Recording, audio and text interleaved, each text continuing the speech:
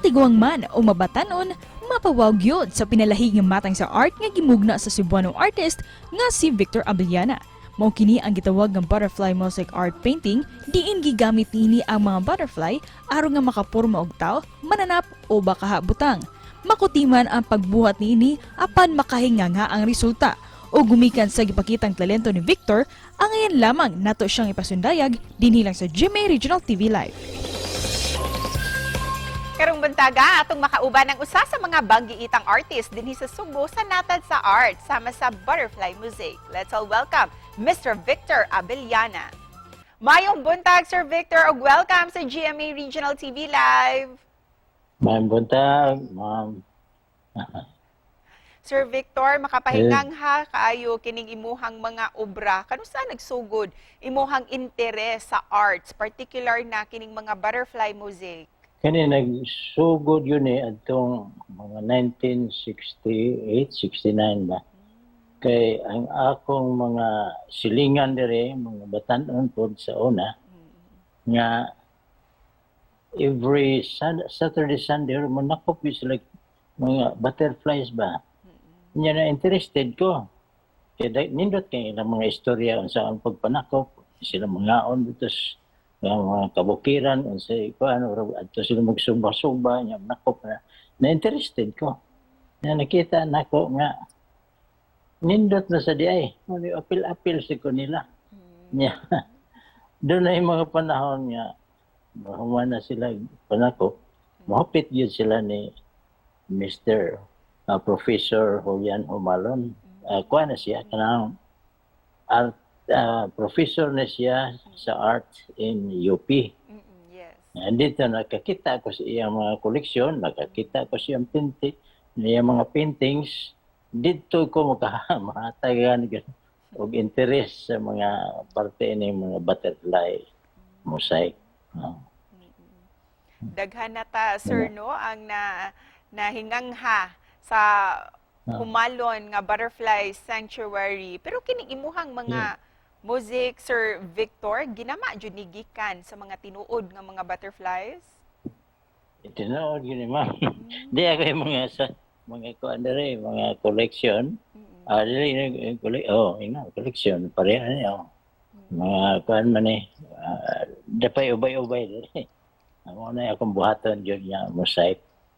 Simple kayo para kanimo, sir, pero medyo kuti po siya sa uban. Pero nganong kanimo hang napili or nahiligan nga medium og materyales? Doon na mo gay kuan, doon ay sa una gud nagbuhat-buhat ko ano ba, kanang mosaic nya kuan sa oil paint sa ko nya ubay-ubay na ko na collection niadto ko usa ka pare di sa Sacred Heart kinaa siya hurag gallery diha nga gamay. May nikuan ko niya. Ni hangyo ko niya kung pwede ba maka-exhibit ko diha sa iyang gallery. Anya, sa pagtagae kog sample, duha ka buok, usa sa imong oil, usa sa imong kanang mosaic. Diyan gitanaw. Isa, ibili ni imong mosaic, dada nagbalik imong kuan, imong oil. Ug sa kadaghanan nimong obra, Sir Victor, para kanimo do na ba kay pinaka-paborito gayud? Sa tanan kung ganahan naman ko, hurag wa mo ko paborito kay hurag labor of love nya o ka human ana hurag lipay jud kay ka na kahuman na sa kag imong kuan another painting. Pero Sir Victor, you mentioned no na labor of love. Pero para kanimo unsay significance ni ining butterfly sa imong kinabuhi?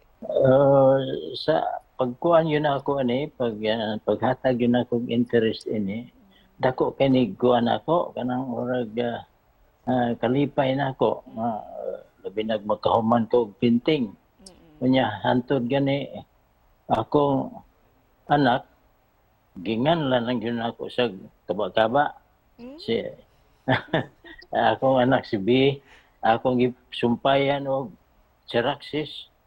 So, unsa man Charaxis pa sa klase ng butterfly. Tanawa na niya na. Ya, antad karon di kay gamit ang Charaxis. V na lang yung gamit. Shortcut na lang. Oh, sure ka na lang. Ay, kalingaw. Mayo kay napabilin sa pamilya, no, ang kamahinungdanon sa mga kaba-kaba. Pero sir, dirita sa kultura para ka nimo kining imuhang pinalahi nga artworks. How does it reflect ang kultura natong mga bisdak? Makaingon jud ko nga si Mr. Humalon na mawi gauna ini og nakita na ko nga dinhi na nagikan sa Cebu. So, wa sa ko'y nakita nga whole Philippines na igabuhat po dana. Busa sir, isip manapos, unsay mensahe nimo para sa ato ang mga viewers nga nagtutok kanato karon?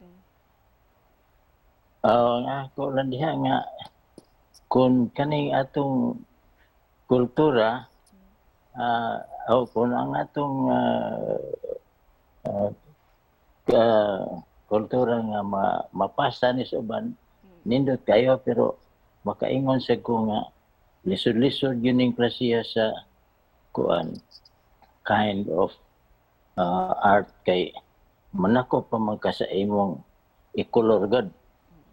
But it's good kay at least naatay na kuan nga naa kay lain nga medium nga magamit gawa sa usual na to nga mga kuan na to, mga oil baron acrylic whatever, so at least na ay alternative nga magamit na to.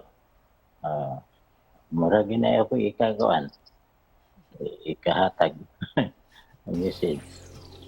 Ug daghang salamat usab kanimo Sir Victor sa pagahin ug oras karong buntaga. Thank you so much, sir.